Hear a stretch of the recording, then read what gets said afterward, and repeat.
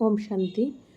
আজ 3 আগস্ট 2025 প্রাতঃমুরলি অব্যক্ত বাপদাদা মধুবন। আজ মুরলির রিভাইজ ডেট হলো 28/3/2006, অর্থাৎ 2006-এর 28 তারিখে মার্চের এই মুরলিটা চলেছিল। আজ আবার রিভাইজ হচ্ছে। তো মুরলির সার হচ্ছে, মিষ্টি মিষ্টি বাবা বলছেন, বিশ্বের আত্মাদের দুঃখ থেকে নিষ্কৃতি দেওয়ার জন্য মনসা সেবা বাড়াও, সম্পন্ন আর সম্পূর্ণ হও। তো বিশ্বের আত্মাদেরকে এখন দুঃখে কি ভরপুর পুরো দুনিয়া, তাই না? তো যেহেতু অন্তিম সময় চলছে, এখন তো পুরো দুনিয়া নামই হচ্ছে দুঃখধাম। তো বাবা বলছেন বিশ্বের আত্মাদের এখন দুঃখ থেকে নিষ্কৃতি দিতে হবে, আর তার জন্য মনসা সেবা বাড়াতে বলছেন বাবা। আর বাবা কারণ মনসা সেবার দ্বারা অনেক বেশি সেবা করা যায়। বড় সেবা হচ্ছে মনসা সেবা। আর বাবা বলছেন কি সম্পন্ন হতে হবে আর সম্পূর্ণ হতে হবে। তো আজ সর্বভাণ্ডারের মালিক বাপদাদা চতুর্দিকে সর্বভাণ্ডারে সম্পন্ন নিজের বাচ্চাদের দেখছেন। বাপদাদা প্রত্যেক বাচ্চাকে সর্বভাণ্ডারের মালিক বানিয়েছেন। তাহলে বাবা আজকে কোন বাচ্চাদের দেখছেন?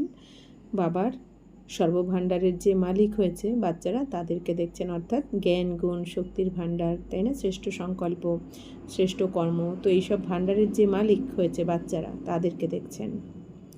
তো বাবা তো প্রত্যেক বাচ্চাকেই মালিক বানিয়ে দিয়েছেন। তো তিনি এক এবং একমাত্র, যিনি তোমাদের সবাইকে সর্বভাণ্ডার একই রকম দিয়েছেন। বাবা কি বলছেন? কাউকে কম কাউকে বেশি কিন্তু দেননি বাবা। কারণ কি, বাবার কাছে তো সব বাচ্চারাই সমান, সব বাচ্চারাই বাবার ভাণ্ডারের মালিক। তো বাবা কি বলছেন? বাবা অনন্ত ভাণ্ডারের মালিক, অসীম দুনিয়ার ভাণ্ডার, সেই জন্য প্রত্যেক বাচ্চা অপরিসীম ভাণ্ডারের মালিক। বাবা তো 3 লোকের মালিক, অসীম দুনিয়ার মালিক বাবা, তাই না? আর দুনিয়ার ভাণ্ডারও কার? বাবার। আর ভাণ্ডার কি? অসীম। এই জন্য বাবা বলছেন কি বাচ্চারাও অপরিসীম, এই জন্য ভাণ্ডারেরই মালিক। এই জন্য বাবা কোনো বাচ্চাকে কম বেশি দেন না, সব বাচ্চাকে সমান ভাণ্ডার দিয়েছেন। বাপদাদা সব বাচ্চাকে এক সমান এক রকম দিয়েছেন, কিন্তু যারা ধারণ করবে তাদের মধ্যে কিছু সংখ্যক সর্বভাণ্ডার ধারণ করে, আর কেউ যথাশক্তি ধারণ করে। তো বাবা বলছেন বাবা তো সব বাচ্চাকে এক সমানই দিয়েছেন, কিন্তু বাচ্চাদের মধ্যে কিছু সংখ্যক সর্বভাণ্ডার ধারণ করেছে, আর কোনো বাচ্চা যথাশক্তি অর্থাৎ পুরুষার্থ অনুযায়ী ধারণ করেছে। কেউ নম্বর 1 আর কেউ নম্বর ক্রমে। তো যারা যতটাই ধারণ করেছে তাদের মুখে চোখে সেই ভাণ্ডারের নেশা স্পষ্ট দেখা যায়। তো বাবা বলছেন যে বাচ্চারা এই ভাণ্ডারকে, জ্ঞানগুণ শক্তির ভাণ্ডারকে ধারণ করেছে, তাদের তো চোখে মুখে বাবা বলছেন কি এই নেশা স্পষ্ট অর্থাৎ খুশিতে ভরপুর, তাদের বোঝা যায়। তো ভাণ্ডারে পরিপূর্ণ আত্মাদের মুখের দ্বারা, নয়নের দ্বারা তাদের পরিপূর্ণ প্রতীয়মান হয়। তো যে বাচ্চারা বাবার দেওয়া এই জ্ঞানগুণ শক্তির ভাণ্ডারকে সম্পূর্ণ ধারণ করেছে, তাদের কিন্তু মুখের দ্বারা, তাদের দৃষ্টির দ্বারা তাদের পরিপূর্ণ, তাদের বোঝা যায় যে এরা তো পরিপূর্ণ হয়ে গেছে, ফুল করে নিয়েছে নিজেকে, একদম ভরপুর করে নিয়েছে, এটা বোঝা যায়। বাবা বলছেন যেমন স্থূল ভাণ্ডার প্রাপ্তকারী আত্মার আচার আচরণ ও মুখমণ্ডলের দ্বারা তাদেরকে বোঝা যায়। তো এই দুনিয়াতেও বাবা বলছেন স্থূল ভাণ্ডার যাদের কাছে থাকে, তাই না, টাকা পয়সা ধন দৌলত, হ্যাঁ, বাড়ি গাড়ি ইত্যাদি, তো তাদেরও যেমন আচার আচরণ আর মুখমণ্ডলের দ্বারা বোঝা যায় যে এদের সব কিছু রয়েছে।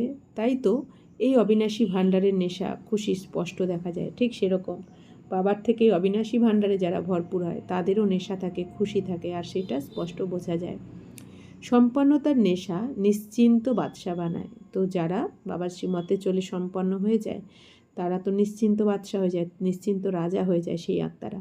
যেখানে ঈশ্বরীয় নেশা আছে সেখানে দুশ্চিন্তা থাকতে পারে না। নিশ্চিন্ত বাদশা অচিন্তপুরের বাদশা হয়ে যায়, অর্থাৎ যারা নিশ্চিন্ত রাজা তারা কখনো চিন্তা করে না। এই জন্য বলা হচ্ছে অচিন্তপুরের বাদশা, তাদের কোনো চিন্তা ভাবনা থাকে না। তো তোমরা সবাই ঈশ্বরীয় ভাণ্ডারে সম্পন্ন নিশ্চিন্ত বাদশা, তাই না? অচিন্তপুরের বাদশা তোমরা। কোনো চিন্তা আছে কি? বাবা জিজ্ঞেস করছেন, কোনো দুঃখ দুশ্চিন্তা আছে তোমাদের?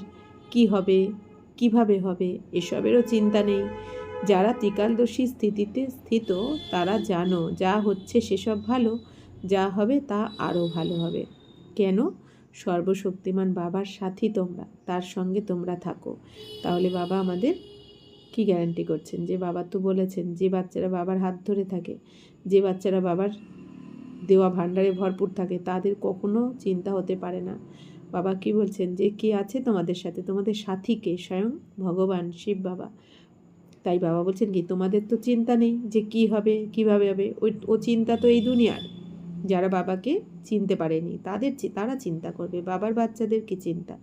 যেমন এই লৌকিক দুনিয়াতে কি হয়, মা বাবা কোথা থেকে আনবে, কিভাবে স্কুল ফিস দেবে, কি খাবে, সেটা তো মা বাবার চিন্তা থাকে, বাচ্চারা তো চিন্তা করে না, তাই না? বাচ্চারা তো টাইম মতো সব পেয়েই যায় লৌকিক দুনিয়াতে, ঠিক সেরকম তো আমাদের বাবার চিন্তা সব কিছু। আমরা তো নিশ্চিন্ত রাজা হয়ে গেছি, তাই না? তো প্রত্যেকের নেশা আছে, গর্বিত হয় যে বাপদাদা সদা আমাদের হৃদয়ে থাকেন এবং আমরা সদা বাবার হৃদয় সিংহাসনে থাকি। তো বাবা বলছেন যে সর্বশক্তিমান বাবার সাথী হয়েছি আমরা, আমাদের সাথী তো কোনো দেহধারী নয়, কোনো সাধারণ মানুষ নয়, তাই না? স্বয়ং ভগবান সর্বশক্তিমান, যার ওপরে আর কেউ নেই, সে হচ্ছেন এখন আমাদের সাথী। আর আমরা, বাবা বলছেন কি তোমরা তো তার সাথেই থাকো, এই জন্য তোমাদের প্রত্যেকের নেশা রয়েছে, তোমরা গর্বিত যে বাপদাদা সবসময় আমাদের হৃদয়ে থাকেন, তাই না? আমরা বাবার হৃদয়ে থাকি, বাবা আমাদের হৃদয়ে থাকে।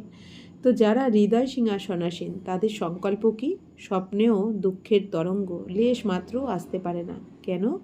তোমরা সর্বভাণ্ডারে পরিপূর্ণ, যে জিনিস পরিপূর্ণ থাকে তার মধ্যে নড়াচড়া হয় না। তো বাবা বলছেন যে বাচ্চারা হৃদয় সিংহাসনে থাকে বাবার, তাদের সংকল্প স্বপ্নেও কি দুঃখের তরঙ্গ আসতে পারে? এই দুনিয়াতেও, লৌকিক দুনিয়াতেও যদি কোনো মন্ত্রীর ছেলেরা, তাদেরও তো চিন্তা থাকে না, তাই না? তারা জানে যে তারা কার সন্তান, দেশের মন্ত্রীর সন্তান। তেমনি তাহলে আমাদেরও পিতাকে, দুনিয়ার মালিক যিনি, ত্রিলোকীনাথ, তাই না? তো বাবা বলছেন কি এই জন্য তোমাদেরও স্বপ্নেও দুঃখের তরঙ্গ লেশ মাত্র আসতে পারে না। তো তোমরা সর্বভাণ্ডারে, তো বাবা কি বলছেন কেন তোমাদের কোনো চিন্তা নেই, কারণ তোমরা তো সর্বভাণ্ডারে পরিপূর্ণ। যে জিনিস পরিপূর্ণ থাকে বাবা বলছেন কি সেটা তো নড়াচড়া করে না, যেমন বলে না ফাঁকা কলসি আওয়াজ করে, কিন্তু যদি ভর্তি থাকে তাহলে কিন্তু নড়াচড়া করে না। তো তেমনি আমরাও তো ভরপুর, তাই না? আমাদের মাথার ওপর কার হাত রয়েছে, বাবার বরদানি হাত রয়েছে, বাবার শ্রীমতের হাত রয়েছে। এই জন্য বাবা বলছেন কি তোমাদের তো কোনো চিন্তা নেই। তো বাপদাদা চতুর্দিকের বাচ্চাদের সম্পন্নতা দেখছিলেন, তিনি প্রত্যেকের জমার খাতা চেক করছেন। তো অখণ্ড ভাণ্ডার তোমাদের প্রাপ্ত হয়েছে, কিন্তু যা প্রাপ্ত হয়েছে সেই ভাণ্ডার কাজে লাগিয়েছো নাকি লাগিয়ে শেষ করেছো, নাকি প্রাপ্ত হওয়া ভাণ্ডার কাজে লাগিয়েছো এবং আরও বাড়িয়েছো? তো বাবা বলছেন, বাবা হিসাব চাইছেন যে বাবার থেকে যে ভাণ্ডার পেয়েছো তোমরা, সেটা কি কাজে লাগিয়ে শেষ করেছো, নাকি প্রাপ্ত ভাণ্ডার কাজে লাগিয়েছো আবার বাড়িয়েছো? কত পার্সেন্টে প্রত্যেকের খাতায় জমা হয়েছে? কারণ এই ভাণ্ডার শুধু এখন এই সময়ের জন্য নয়, এই ভাণ্ডার ভবিষ্যতে সাথে চলবে। অর্থাৎ কি, বাবার থেকে, বাবা কি বলছেন, বাবার থেকে আমরা যে ভাণ্ডার পেয়েছি তা আমাদের শুধু এই জন্মই নয়, 84 জন্মই কিন্তু আমাদের সাথে চলবে, অর্থাৎ আমাদের ভরপুর রাখবে, হওয়াই সাথে যাবে। তো বাবা বলছেন এইখানে যা আমরা জমা করব সেটাই তো সাথে যাবে, আর 84 জন্মের ভাগ্য নির্ভর করছে আমাদের এইখানের জমার ওপর, কারা কতটা জমা করছি আমরা আত্মারা। তো বাপদাদা পার্সেন্টেজ দেখছিলেন।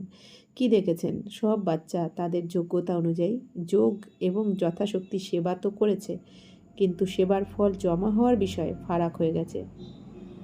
তো বাবা কি দেখছেন? সব বাচ্চারা যোগ্যতা অনুযায়ী কিন্তু বাবার সাথে যোগযুক্ত থাকে আর সেবাও করে, কিন্তু বাবা বলছেন সেবার ফল কিন্তু জমা হওয়ার ক্ষেত্রে বাচ্চাদের মধ্যে তফাৎ রয়েছে, অর্থাৎ সব বাচ্চারা সব একই রকমভাবে সেবার ফল জমা করেনি। কিছু বাচ্চার জমার খাতা দেখেছেন অনেক সেবা করে, কিন্তু সেবা করার ফল জমা হয়েছে কি হয়নি তার লক্ষণ হবে যে আত্মারা সেবা করে, তা মনসাতে হোক বা বাঁচাতে কিংবা কর্মনায়, তিনটেতেই 100% মার্কস থাকে। বাবা বলছেন কি দেখে বোঝা যাবে, কোন লক্ষণ দেখে বোঝা যাবে যে বাচ্চারা সেবা করছে? বাবা বলছেন যে বাচ্চারা অনেক সেবা করছে, বাবা বলছেন তারা, যে আত্মারা সেবা করবে তাদের মনসা বাঁচা বা কর্মনা, অর্থাৎ মনসা সেবা, বিশ্বের আত্মাদের সাকাশ দেওয়া বা বাণীর কোনো সেবা, অর্থাৎ কাউকে বাবার পরিচয় দেওয়া, জ্ঞান শোনানো, তাই না, এগুলো। তো বাবা বলছেন কি, আর কর্মনা সেবা, কর্মনার দ্বারা কাউকে সুখ দেওয়া। তো এই তিনটে সেবাতেই 100% মার্কস থাকে। বাবা বলছেন 3-এতে 100। সেবা তো করেছে, কিন্তু সেবা করার সময় বা সেবার পরে নিজের মনে নিজের প্রতি তারা যদি সন্তুষ্ট হয় এবং সেই সাথে যে আত্মাদের তারা সেবা করেছে, সেবাতে যারা সাথী থেকেছে এবং যারা সেবা করতে দেখেছে অথবা শুনেছে, তারাও যদি সন্তুষ্ট হয়, তাহলে জানবে তাদের জমা হয়েছে। তো বাবা বলছেন যে কি করে বুঝবো আমরা আমাদের সেবার ফল জমা হচ্ছে কি না?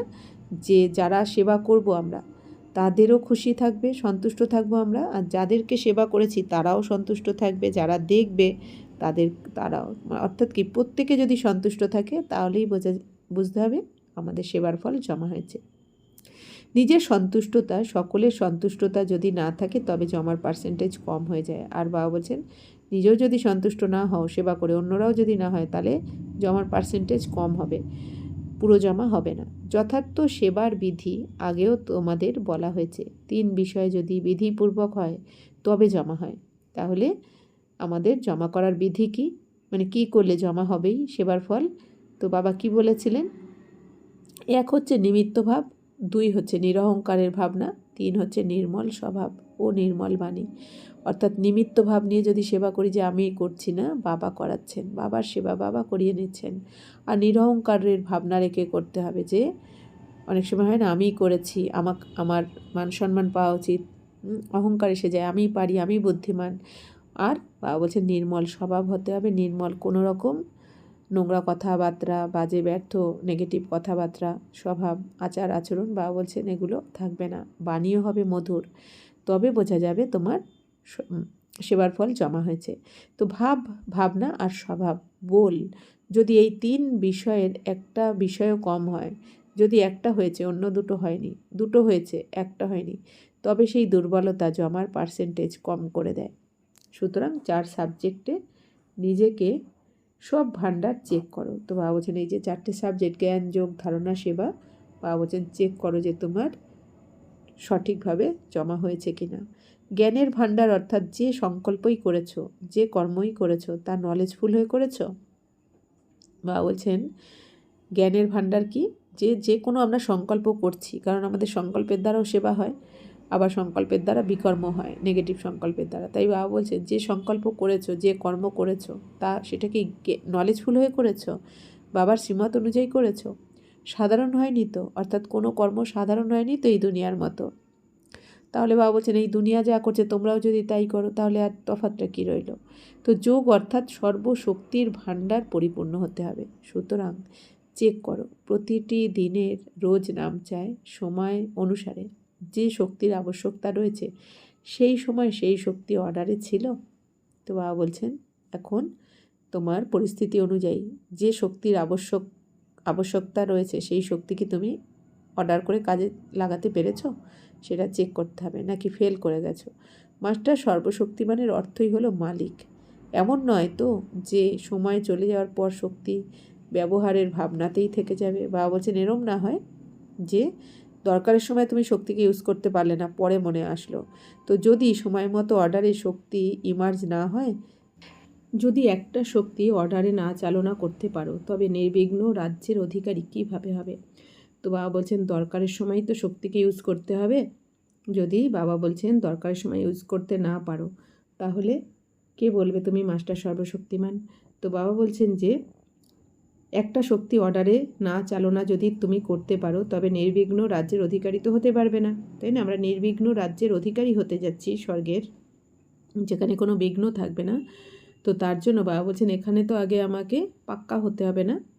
তো বাবা বলছেন তো শক্তির ভাণ্ডার কত জমা হয়েছে? তো বাবা বলছেন চেক করো শক্তির ভাণ্ডার কতটা জমা হয়েছে। প্রত্যেকটা পরিস্থিতিতে, যে কোনো পরিস্থিতিতে তুমি তোমার সমস্ত শক্তিকে ইউজ করে তুমি বিজয়ী হও কি না চেক করো এখানে। তো সময় মতো যা কার্যে প্রয়োগ করা যায় সেটাই জমা হয়। তো তোমরা নিরন্তর চেক করে চলেছো তোমাদের জমার খাতা কি। কেননা বাপদাদার সব বাচ্চার প্রতি অতিশয় ভালোবাসা রয়েছে। বাপদাদা এটাই চান যে সব বাচ্চার জমার খাতা পরিপূর্ণ হোক। তো বাবা এখন কি চাইছেন? যে আমরা সময় মতো আমাদের জ্ঞান গুণ শক্তিকে ইউজ করে কাজে লাগিয়ে আমাদের জমার খাতা বাড়িয়ে নিই, তাই না, পরিপূর্ণ করে নিই। তো ধারণার লক্ষণ হলো সব কর্ম গুণ সম্পন্ন হবে।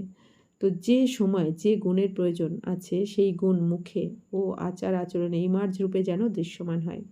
তো বাবা বলছেন ধারণা কখন বলা যাবে যে আমাদের ধারণা হয়েছে?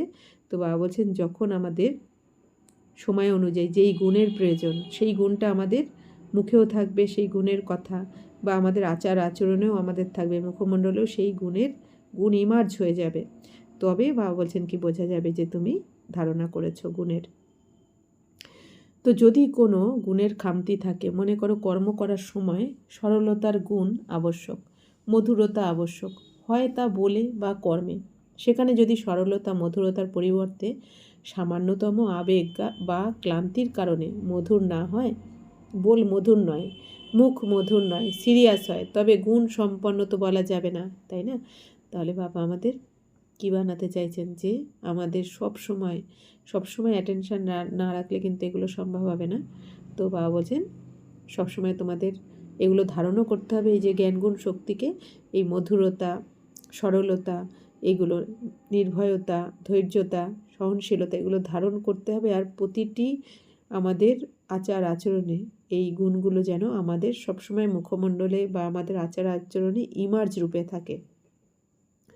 তো বাবা বলছেন কোনো সময় সিরিয়াস হয়ে গেলাম, তাই না? তাহলে তো বলা যাবে না যে গুণ ধারণ করেছে। তো সার্কামস্ট্যান্স যেমনই হোক, কিন্তু আমার যে গুণ আছে সেই গুণ ইমার্জ হওয়া উচিত। বাবা এখন শর্টে বলছেন। তো বাবা কি বলছেন? বায়ুমণ্ডল যেমনই হোক না কেন, আমার চারপাশে যে যাই করুক না কেন, বাবা বলছেন আমাদের যে গুণ আছে সেই গুণ কিন্তু আমাদের যেন ইমার্জ রূপে থাকে। তো বাবা বলছেন সেবাধারীর সবচাইতে ভালো লক্ষণ হলো সে নিজেও সদা হালকা, লাইট আর প্রসন্নতা প্রতীয়মান হয়। বাবা বলছেন সেবাধারীর সবচাইতে ভালো লক্ষণ কী হবে? সে সবসময় লাইট থাকবে, হালকা থাকবে আর খুশি থাকবে। তো সেবার ফল কি? খুশি। যদি সেবা করার সময় খুশি গায়েব হয়ে যায় তবে সেবার খাতা জমা হয় না। সেবা করে যদি খুশি না হলাম আমরা, তাহলে সেবার খাতা তো জমা হবে না, তাই না? বাবা বলছেন সেবা করেছো, সময় লাগিয়েছো, পরিশ্রম করেছো, তবে অল্প পার্সেন্টেজে তা জমা হবে, অনর্থক হবে না। তো বাবা বলছেন আর যদি খুশি থাকো তাহলে তোমার সম্পূর্ণ যদি খুশি থাকি আর অন্যকেও খুশি করি আমরা সেবা করে, তবেই কিন্তু জমা হবে। কিন্তু যত পার্সেন্টেজে জমা হওয়া উচিত ততটা হয় না। তো বাবা বলছেন সেবা করলে, সময়ও লাগালে, পরিশ্রমও করলে, অথচ নিজেও খুশি নও, তো বাবা বলছেন তখন যতটা জমা হওয়া দরকার ততটা হয় না কিন্তু।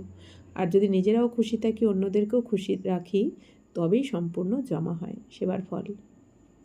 তো সম্পর্কের এই রকম লক্ষণ হলো আশীর্বাদ প্রাপ্তি। তো যারই সম্পর্কে আসবে তার মন থেকে যেন তোমার প্রতি শুভ ভাবনা, শুভকামনা বের হয়, খুব ভালো। বাইরে নয়, অন্তর থেকে, হৃদয় থেকে আশীর্বাদ বেরোবে। এবং যদি আশীর্বাদ প্রাপ্ত হয় তবে আশীর্বাদের প্রাপ্তি সেটা পুরুষার্থের খুব সহজ সাধন। তো বাবা কি বলছেন? যে সম্পর্কেও আমরা যাদেরই আসবো না কেন, আর শুভ ভাবনা বের হবে প্রত্যেকের মুখ থেকে। তারা কি বলবে? যে এরা সত্যি খুব ভালো। তো বাইরে থেকে নয়, বাবা বলছেন অন্তর থেকেই তারা বলবে, আশীর্বাদ দেবে যে এরা ভালো, বা এরা আমাদের মঙ্গল করছে, বা তারাও খুশি হবে, সন্তুষ্ট হবে। তো বাবা বলছেন কি, তো অর্থাৎ কি, তারা আশীর্বাদ করবে। আর এই আশীর্বাদের প্রাপ্তি হচ্ছে কি? পুরুষার্থের খুব সহজ সাধন। অর্থাৎ যত সবার আশীর্বাদ বা দুয়া আমরা ইনকাম করব, তত আমাদের পুরুষার্থ কিন্তু সহজ হয়ে যাবে। কম পুরুষার্থ করে, কম পরিশ্রম করে সফল বেশি হওয়া যাবে। এই জন্য সবার আশীর্বাদ নিতে হবে, এমন কর্ম করতে হবে যাতে সবাই আশীর্বাদ দেয়। ভাষণ দিও না, ঠিক আছে, মনসা সেবাও না হয় তেমন পাওয়ারফুল নয়। নতুন কোনো প্ল্যান বানাতে জানো না, কোনো ক্ষতি নেই। তো বাবা বলছেন যে ভাষণও যদি না দিতে পারো, মনসা সেবাও যদি না করতে পারো, নতুন কোনো প্ল্যানও বানাচ্ছ না, বাবা বলছেন কোনো ক্ষতি নেই। কিন্তু পুরুষার্থের সবচাইতে সহজ সাধন তো হলো আশীর্বাদ নাও, আশীর্বাদ দাও। তো বাবা বলছেন কিন্তু এমন কর্ম করো, এমন পুরুষার্থ করো যাতে তুমিও আশীর্বাদ সবাইকে দিতে পারো আর নিতেও পারো। তো এইরকম অনেক বাচ্চার মনের সংকল্প বাপদাদা রিড করেন। কিছু বাচ্চা সময় অনুসারে, সার্কামস্ট্যান্স অনুসারে বলে থাকে, যদি কেউ খারাপ কাজ করে তবে তাকে আশীর্বাদ কিভাবে দেব? তার প্রতি ক্রোধ আসে, তাই না? তো আশীর্বাদ কিভাবে দেব? ঠিক আছে, ক্রোধের কাচ্চাও অনেক আছে, কিন্তু সে খারাপ কাজ করেছে, সে খারাপ, তুমি ঠিক বুঝেছ যে সে খারাপ, এটা ভালো, এই নির্ণয় তো ভালো করেছ, বুঝেছ যে সেটা ভালো। কিন্তু এক হলো ধারণা করা, আরেক হলো তার খারাপ কাজ, খারাপ বিষয়কে নিজের হৃদয়ে সমাহিত করা। তো বাবা বলছেন ঠিক আছে, তুমি বুঝে গেছো খারাপ করছে, ঠিক আছে, কিন্তু তুমি সমাহিত কেন করছো? এইটা বাবা বলছেন যে নিজের মধ্যে সমাহিত করবে না। তো ধারণা করা আর সমাহিত করার মধ্যে ফারাক আছে। কে খারাপ কে ভালো বাবা বলছেন ধারণা করা আলাদা জিনিস, কিন্তু তুমি নিজের মধ্যে সমাহিত করা মানে তোমার পুরুষার্থ নষ্ট হয়ে যাওয়া। যদি তুমি সমাজদার অর্থাৎ বিচক্ষণ হও, তবে সমাজদার কি কোনো খারাপ জিনিস নিজের কাছে রাখবে? তো বাবা বলছেন যারা বুদ্ধিমান হবে সে খারাপটা তো নিজের কাছে রাখবে না। তো তোমরা সমাহিত করে নাও, তার মানে কি নিজের কাছে রাখো। এই জন্য যোগে বসলে সেই খারাপ কথাই মনে পড়ে, যার থেকে খারাপ কিছু শুনেছো বা কেউ খারাপ বলেছে বা করেছে, তার মানে কি তুমি সমাহিত করে নিয়েছো, তবেই তো মনে পড়ছে যোগে বসলে বা পুরুষার্থ করার সময়। সেটা খারাপ, কিন্তু তুমি হৃদয়ে অন্তর্লীন করে নিলে, অর্থাৎ তুমি খারাপ জিনিস নিজের কাছে রেখেছো, দেখভাল করছো।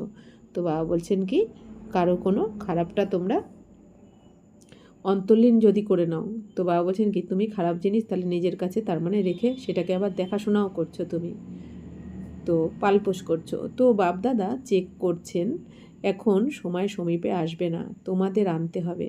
অনেকে জিজ্ঞাসা করে সামান্য ইশারা দাও, তাই না? তো 10 বছর লাগবে না 20 বছর লাগবে, কত সময় লাগবে? তো বাবা কি বলছেন, এখন তোমাদেরকেই কিন্তু সময়কে কাছে আনতে হবে। সময় আসবে না এগিয়ে, তোমাদের কাছে আনতে হবে সম্পূর্ণ তৈরি হয়ে। তো বাবা বলছেন অনেক বাচ্চারা বাবার কাছে বলেন যে ইশারা দিতে, যে বিনাশ হতে 10 বছর লাগবে না 20 বছর। তো বাবা বাচ্চাদের প্রশ্ন করেন, বাবাকে অনেক প্রশ্ন করো তোমরা, তাই না? তো বাবা আজ বাচ্চাদের প্রশ্ন করছেন সময়কে সমীপে কে নিয়ে আসবে? সেটা ড্রামা কিন্তু নিমিত্তকে। বাবা বলছেন সময়ে যখন আসার ড্রামা অনুযায়ী আসবে, কিন্তু তবু নিমিত্তকে অর্থাৎ সময়কে কাছে কার আনবে? বাবা বলছেন তোমরা বাচ্চারাই আনবে।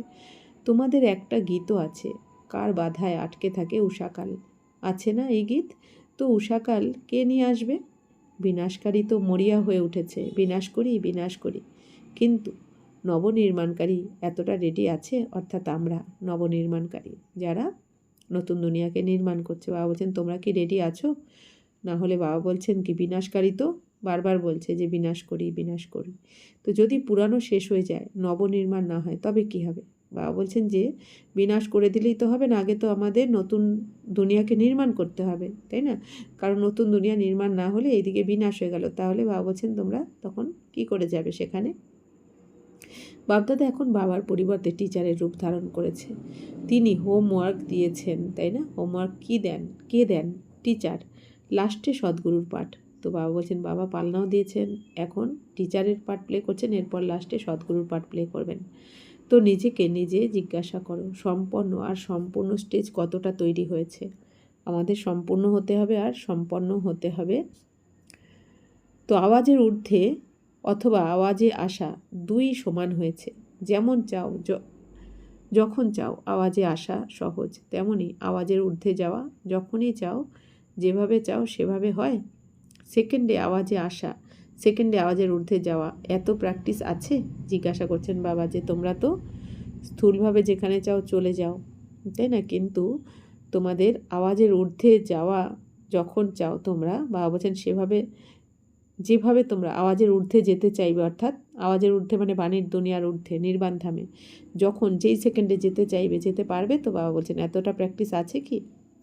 তো শরীর দ্বারা বাবা বলছেন যেখানে চাও সেখানে তো চলে যাও আমরা, তাই না? শরীরের দ্বারা আমরা কি কোনো গাড়ি করে বা এটা ওটা ভেহিক্যাল করে আমরা চলে যাই, কিন্তু বাবা বলছেন কি তো মন বুদ্ধিকে তুমি যখন যেখানে চাও সেখানে নিয়ে যেতে পারবে কি? কারণ অন্তিমে তো আমাদের এই মন বুদ্ধিকে বাবার কাছে রাখতে হবে সেকেন্ডের মধ্যে, কারণ পরিস্থিতি তো সময় দেবে না আমাদের। তো ওই সেকেন্ডের মধ্যে পরিস্থিতিকে বুঝে নিয়ে আমাদের পরমধামে বাবার কাছে মন বুদ্ধিকে নিয়ে যেতে হবে। তো বাবা বলছেন পারবে তো? সেটা প্র্যাকটিস আছে কি? কেননা অন্তে পাস মার্কসই তাদেরই প্রাপ্ত হবে যারা সেকেন্ডে যা চাইবে, যেভাবে চাইবে, যা অর্ডার করতে চাইবে তাতে সফল হয়ে যাবে। তো বাবা বলছেন কারা পাস করবে লাস্টে? যারা 1 সেকেন্ডের মধ্যে যা চাইবে যেখানে চাইবে আর যেখানে অর্ডার করবে সেখানেই তারা চলে যেতে পারবে, তারা সফল হবে। সায়েন্সের ওরাও সেই চেষ্টা করছে, সহজও হতে হবে এবং সময়ও কম হবে। তো এমন স্থিতি আছে তোমাদের। তো বাবা বলছেন সায়েন্টিস্টরাও যেমন কী করে, তারা কি চেষ্টা করে সহজও হবে আর সময় কম সময়ে সহজ বেশি হবে যে কোনো কাজ। তো বাবা বলছেন তোমাদের স্থিতি এরকম রয়েছে কি? কত মিনিট পর্যন্ত এসেছো? সেকেন্ড পর্যন্ত এসেছো, কত পর্যন্ত পৌঁছে? তো অর্থাৎ বাবা বলছেন তোমরা এখন সেকেন্ডের মধ্যে কি এই দেহ দুনিয়ার ছেড়ে উপরাম স্থিতি হয় কি সেকেন্ডের মধ্যে? লাইট হাউস মাইট হাউস যেমন সুইচ অন করার সাথে সাথে নিজের লাইট ছড়িয়ে দেয়, তেমনি তোমরা সেকেন্ডে লাইট হাউস হয়ে চতুর্দিকে লাইট ছড়িয়ে দিতে পারবে? তো বাবা কী বলছেন, লাইট হাউস যেমন সমুদ্রের ধারে লাইট হাউস যেমন লাইট দেখা সুইচ দেওয়ার সাথে সাথে কী হয়, আলো জ্বলে ওঠে। তো জাহাজ দূরে দূরে যে জাহাজ থাকে তারা আলো দেখে পথ দেখে চলে, আলোর মাধ্যমে তারা পথের দিশা পায়। তো বাবা বলছেন তোমরাও সেকেন্ডে লাইট হাউস হয়ে চারদিকে লাইট ছড়িয়ে দিতে পারবে কি, যাতে সমস্ত আত্মারাও তাদের ঠিকানা পেয়ে যায়। এই স্থূল চোখ এক স্থানে বসে দূর পর্যন্ত দেখতে পারে না। তো বাবা বলছেন এই স্থূল চোখ দিয়েও তো আমরা এক স্থানে বসে দূরে দেখতে পারি, তো তোমাদের দৃষ্টি ছড়িয়ে দিতে পারো না তোমরা? তো এইভাবে তোমরা তৃতীয় নেত্রের দ্বারা এক জায়গায় বসে চতুর্দিকে বরদাতা বিধাতা হয়ে নজর দ্বারা তৃপ্ত করতে পারো? তো বাবা বলছেন তোমরা এক জায়গায় বসে তোমাদের এই তৃতীয় নয়নের দ্বারা এক জায়গায় বসে বাবা বলছেন চারদিকে বরদাতা বিধাতা হয়ে নজর দ্বারা তৃপ্ত করতে পারো কি? সব বিষয়ে নিজেকে চেক করছো। তৃতীয় নেত্র এতটা ক্লিন আর ক্লিয়ার? যদি সামান্য দুর্বলতা থাকে 3 বিষয়, এই সব বিষয়ে কারণ তো তোমাদের আগেই বলা হয়েছে, সীমাবদ্ধতার এই আকর্ষণ আমি আর আমার। তো বাবা বলছেন তোমাদের এই জ্ঞান চক্ষু ক্লিয়ার আছে তো? তো বাবা বলছেন যে তোমাদের সীমাবদ্ধতার আকর্ষণের কারণটা কি, আমি আর আমার। যেমন আমির কারণ স্পষ্ট করে দিয়েছিলেন, হোমওয়ার্কও দিয়েছিলেন, অর্থাৎ গত রোববার বাবা আমাদের হোমওয়ার্ক দিয়েছিলেন 2 রকম আমিকে সমাপ্ত করে এক আমিকে রাখতে হবে, অর্থাৎ আমি আত্মা একে রাখতে হবে, বাকি আমি বুদ্ধিমান আমার দ্বারা হবে না। বাবা বলছেন এইসব আমিকে ত্যাগ করতে হবে। সবাই এই হোমওয়ার্ক করেছো তাই না? বাবা জিজ্ঞাসা করছেন। তো বাপদাদা কি চান? বাবার আশার দীপক বাচ্চারাই, সেই জন্য নিজের খাতা ভালো করে চেক করো। বাবা কিছু বাচ্চাকে দেখেছেন, তাদের মধ্যে কিছু বাচ্চা তো উল্লাসরাম, অর্থাৎ খুশি, আমোদে প্রমোদে চলছে, খুশিতে নাচছে। যা হয়েছে সেটা ভালো, এখন তো স্ফূর্তি করে নাও, সত্যযুগে কে দেখবে কে জানে। তো জমার খাতায় আনন্দলাল বলো বা উল্লাসরাম বলো, এই রকম বাচ্চাদেরও দেখেছেন, এখন স্ফূর্তি করে নাও। অন্যদেরও বলে আরে কি করার আছে, মজা করো, খাও দাও মজা করো, করে নাও মজা। বাবাও বলেন করে নাও। তো বাবা কি বলছেন, যেমন তোমরা নিজেরা বলো না যে পরে কি হবে কে আর দেখেছে, এখন মজা করে নাও। তো বাবাও কি বলছেন, ঠিক আছে করে নাও মজা, তো খাও দাও মজা করো, করে নাও। হ্যাঁ, তো যদি অল্পতে তুষ্ট হও তো অল্পতে তুষ্ট হয়ে যাও। তো বাবা কেন বলছেন? বাবা বলছেন যে যদি মনে করো অল্পতেই আমি খুশি, তাহলে মজা করো। বিনাশী সাধনের আনন্দ মজা অল্পকালের হয়। বাবা বলছেন এই বিনাশী সাধনের যদি মজা নিতে যাও তাহলে অল্পকালের খুশি, এই অল্প সময়, বাকি বাবা বলছেন 21 জন্মের তো খুশি পাবে না। তো সদাকালের আনন্দ ছেড়ে যদি অল্পকালের সুখ সুবিধার মজাতে থাকতে চাও, তবে বাপদাদা কি বলবেন? ইশারা দেবেন আর কি করবেন? তো বাবা কি সুন্দর কি বলছেন যে যদি তোমরা, বাবা যে তোমাদের অপার আনন্দ দিতে এসেছেন, অপার সুখ দিতে এসেছেন, সেইটা ছেড়ে যদি তোমার ওই অল্পকালের সুখের পেছনেই বেশি মজা লাগে, তো বাবা বলছেন তাহলে বাপদাদা কি বলবেন? ইশারা দেবেন আর কি করবেন? কেউ হীরের খনিতে গিয়ে 2টো হীরে নিয়ে যদি খুশি হয়ে যায় তবে তাকে কি বলবে? তো এরকম হয়েও না। তো বাবা কি বলছেন যে বাবা তো তোমাকে ভরপুর করে দিতে এসেছেন, শুধু 21 জন্মের জন্য নয়, 84 জন্মের জন্য। তাহলে অল্পর পেছনে কেন দৌড়াচ্ছ তোমরা? বাবা বলছেন আর ওই অল্পকালের সুখ তো আর বেশি দিন থাকবে না, এখন তো সব আধার ভেঙে পড়বে বলেইছেন বাবা। তো বাবা বলছেন এখন অতীন্দ্রিয় সুখের আনন্দের দোলায় দোলো তোমরা, অবিনাশী প্রাপ্তির দোলায় আনন্দে দোলো। ড্রামাতে দেখো মায়ার পার্টও বিচিত্র। এই সময় এমন সাধন বের হয়েছে যা আগে ছিলই না, কিন্তু বিনা সাধনেও যারা সাধনা করেছে, সেবা করেছে, সেই এক্সাম্পলও সামনে রয়েছে, তাই না? এই যে দাদি দিদিরা, ওই সময় তো কোনো সাধন ছিল না, তারা শুধু সাধনা করেছেন। তাই বাবা বলছেন যে এই সব উপকরণ ছিল তখন, মানে এই যে এখন ফোন, বিশেষ করে ফোন, তারপরে এখন আমরা যে মুরলি হাতে পেয়ে যাচ্ছি তাই না, PDF, তো তখন তো কিছুই ছিল না। তো কোয়ালিটি বের হয়েছে তাই না, তো তখন কোনো সাধন ছিল না, অথচ দাদি দিদিরা প্রত্যেকে, তাই বাবা বলছেন কত কোয়ালিটি সবার মধ্যে। তো বাবা বলছেন যে আদিরত্ন তো তৈরি হয়ে গেছে, তাই না? আদিরত্ন, হ্যাঁ, আদিরত্ন, এই যে দাদি দিদিরা সবাই তো তৈরি হয়ে গেছে। এসব সাধনের আকর্ষণ, সাধন সমূহ ইউজ করা রং, সেটা বাবা বলেন না। বাবা বলেন না যে সাধন ইউজ করবেন না, বরঞ্চ বাবা বলেন কি এই সাধন তোমাদের সেবার জন্য, এন্টারটেন করার জন্য নয়, সেবার জন্য।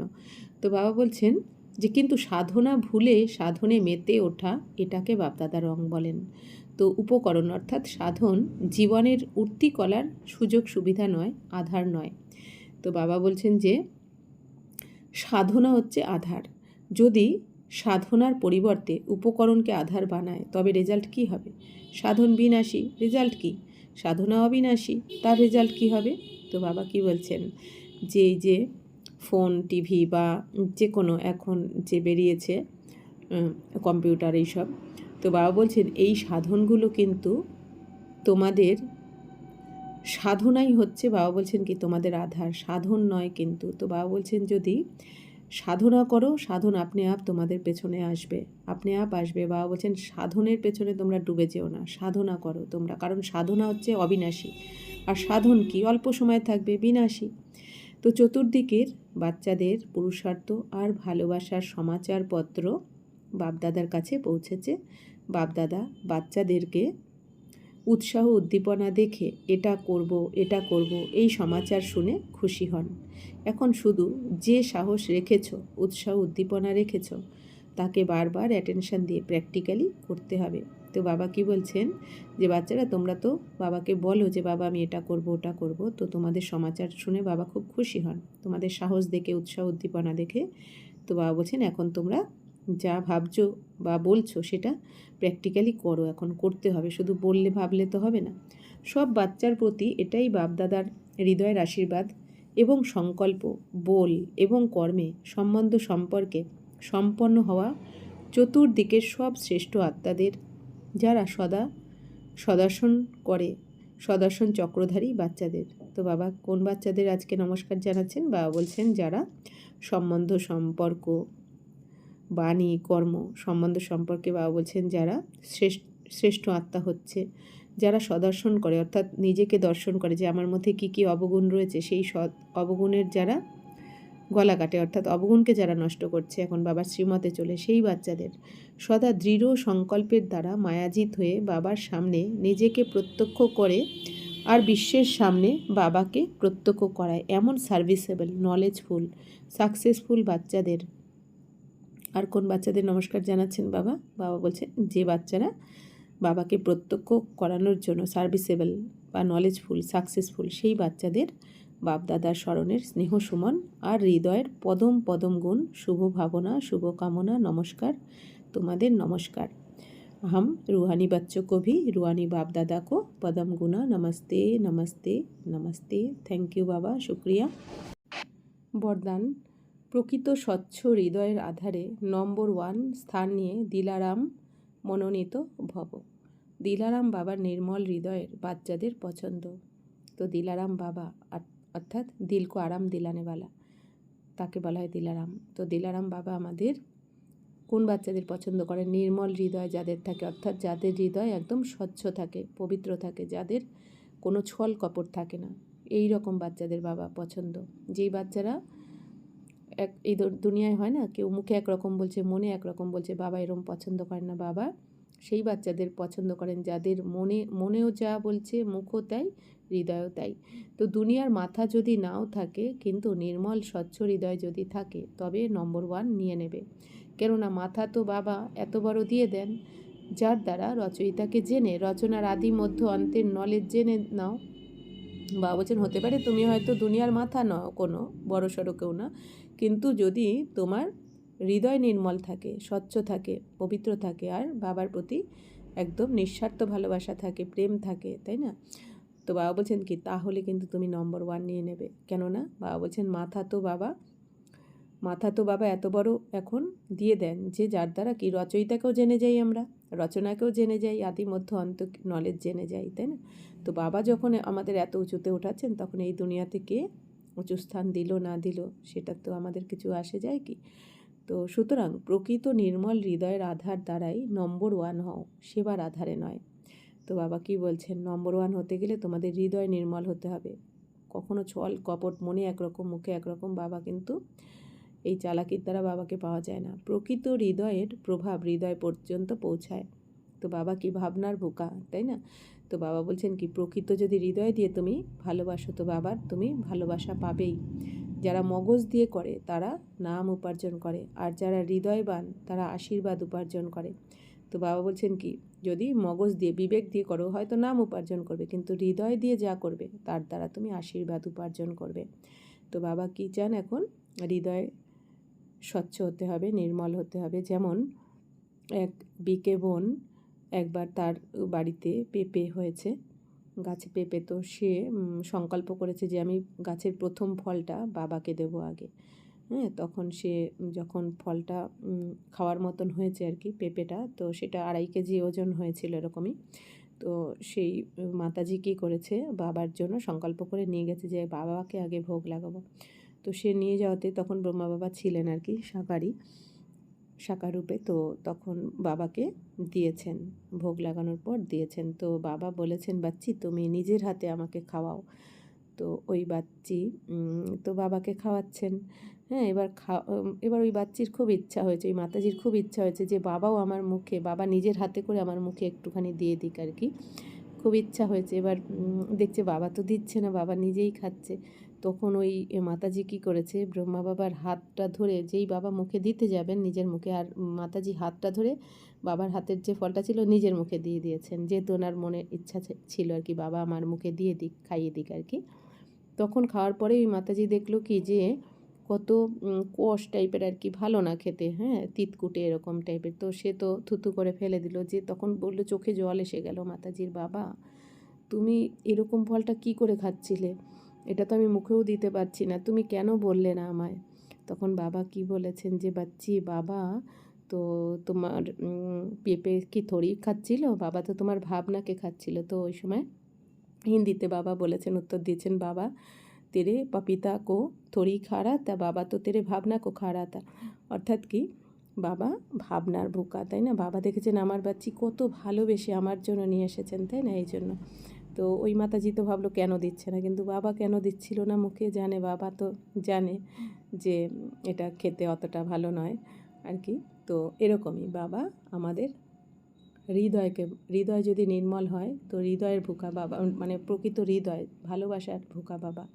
তাই বাবা বলছেন সেই ভালো হৃদয়, নির্মল হৃদয় দিয়েই কিন্তু তুমি নাম্বার 1-এ যেতে পারবে, আর আশীর্বাদও উপার্জন করতে পারবে। স্লোগান, সবার প্রতি শুভ চিন্তন আর শুভ ভাবনা বজায় রাখাই প্রকৃত পরোপকার। তো বাবা বলছেন সবার প্রতি শুভ চিন্তা রাখো, যে যেমনই হোক, কারণ আমাদের কিন্তু এই দুনিয়াতে তো আর কারোর সাথে দেখা হবে না, তাই না? আবার 5,000 বছর পর সবার সাথে, এখন যারা যারা রয়েছে আমাদের সাথে, সবার সাথে তো 5,000 বছর পর দেখা হবে। এটা তো আমাদের অন্তিম জন্ম। অনেক সময় হয় আমরা ক্ষমা করতে পারি না কাউকে, তাই না? ভুলতে পারি না কারো খারাপ কিছু। তবুও বাবা বলছেন কি, না, সবাই যে যেমন হোক ক্ষমা করে দিয়ে শুভ চিন্তন দাও, শুভ ভাবনা, শুভ কামনা বজায় রাখো, তবেই তুমি প্রকৃত পরোপকার তখন বলা হবে। ওম শান্তি।